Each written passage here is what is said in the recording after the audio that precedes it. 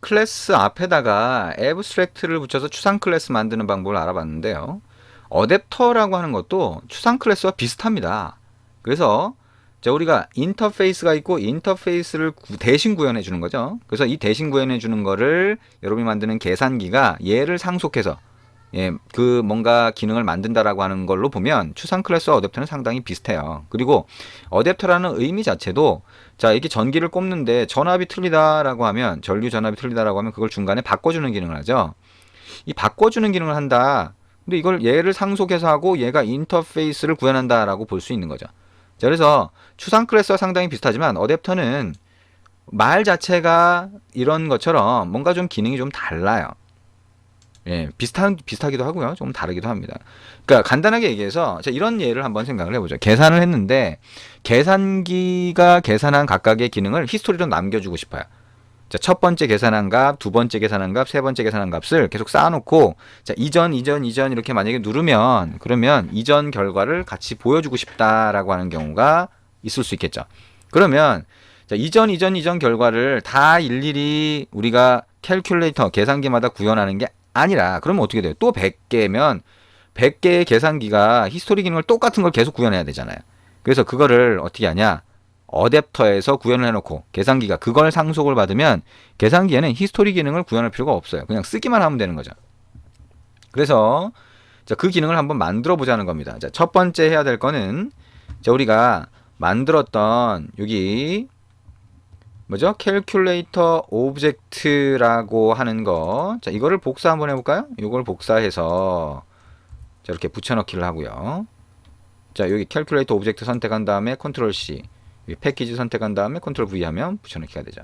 그래서 이 이름을 캘큘레이터 어댑터로 만들어 봅니다. 지금 캘큘레이터 어댑터라고 하는 이름이 됐죠? 얘는 추상 클래스로 만들지 않을 거예요. 그냥 이렇게 한번 만들어 보겠습니다. 그러면 add라고 하는 것도 구현을 해줘야 되겠죠? 그래서 얘가 여기를 어떻게 되냐면 일단 구현을 합니다. 구현을 하는데 자, 구현을 하는데 return 0이 아니라 이거 자체가 다 throws unimplemented exception 그렇게 한 다음에 더하기 구현 안됨. 일단은 안 됐다는 거죠. 그죠?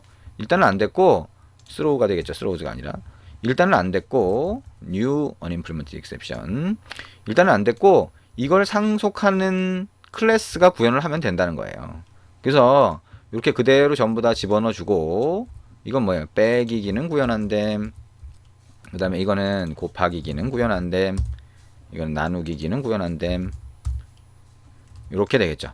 그래서 이게 어댑터, 뭐 추상 클래스와 거의 비슷하네요. 근데 애브스트랙트를 집어넣지는 않는다라고 하는 게 일단 차이가 있고요.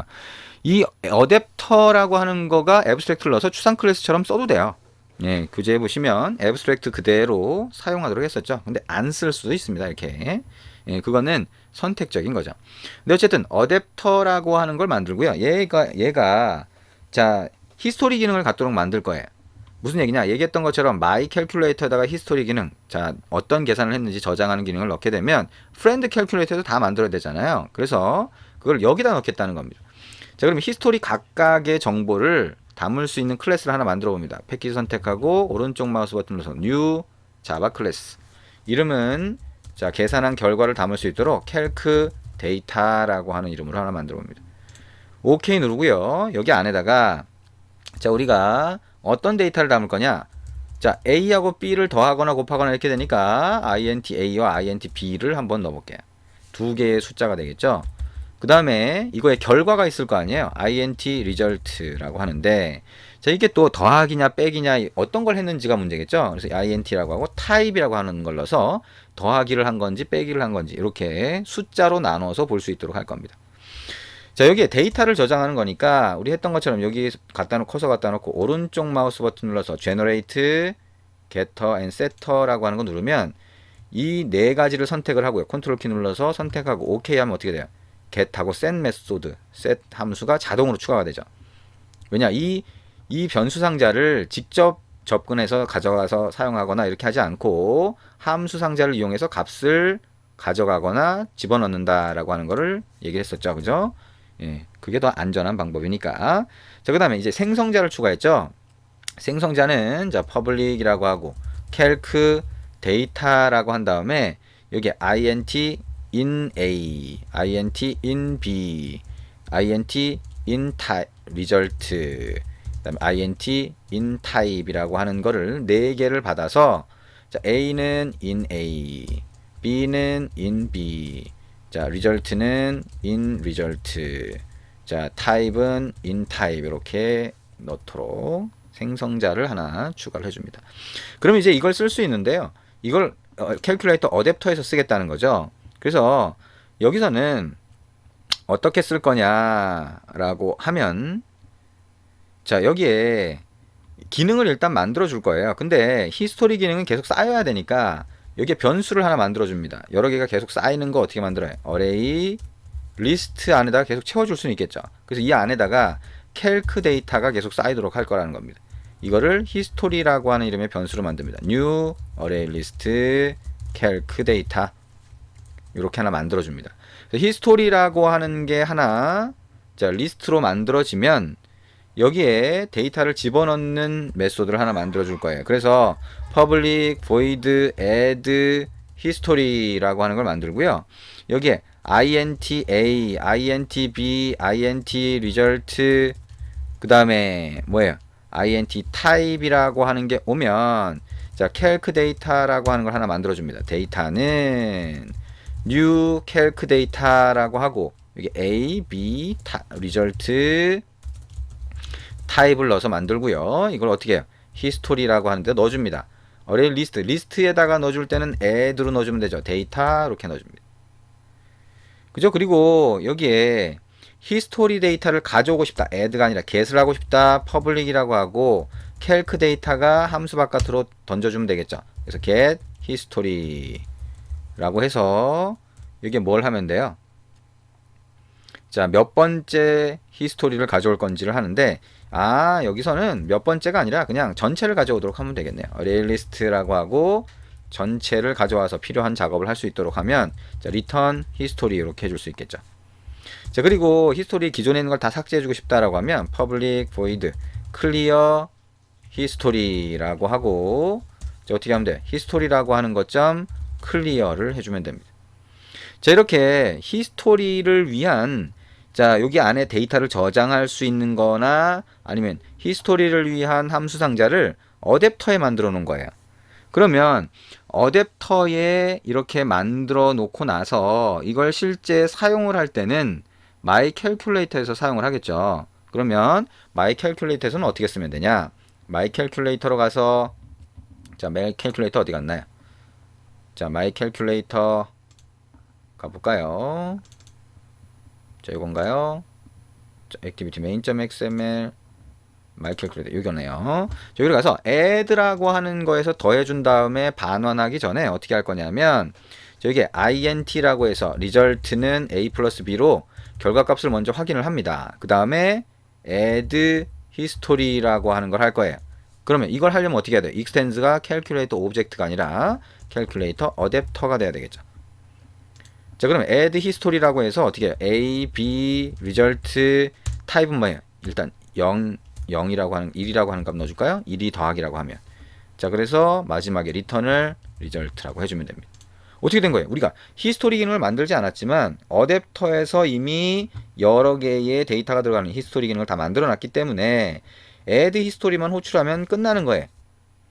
자, 어댑터가 하는 역할을 알겠죠? 자, 여러 개의 데이터를 공통으로 관리할 수 있는 그런 기능까지 담고 있는 게 어댑터다라고 하는 거 생각을 해주시면 되겠죠. 그래서 이거를 이제 화면에 보여줄 수가 있게 됩니다. 그래서 화면에는요, 입력 상자를 하나 더 여러분이 만드시고, 그 다음에 우리가 더하기를 한 다음에는 히스토리를 어떻게 하면 돼요? calculator.get history 하시면 되겠죠. 그죠? get history를 하고 나서 get history를 통해서 가져온 기능이 있으면 그 가져온 기능을 가지고 화면에 보여주시면 됩니다. 자, 그게 어떻게 된 거예요? 자, 우리가 한 과정을 자 해보면 자, 이런 식으로 히스토리라고 하는 것을 위한 기능을 만들어 놓고 화면을 이렇게 만든다는 겁니다. 아래쪽에 히스토리를 보여줄 수 있게 하고요. 자, 더하기를 할 때 자, 이렇게 add 히스토리를 해주도록 하고요. 자, 우리가 더하기 할 때마다 여기 이렇게 어떤 히스토리가 저장되어 있는지를 보여주도록 그렇게 하겠다는 거죠. 그래서 결국에는 어댑터라고 하는 거는 자, 어떤 클래스가 여러 개의 데이터를 관리해야 되는 상태가 되면 코드가 많아지겠죠. 기능도 필요하고 그걸 미리 만들어주는 게 어댑터라고 합니다.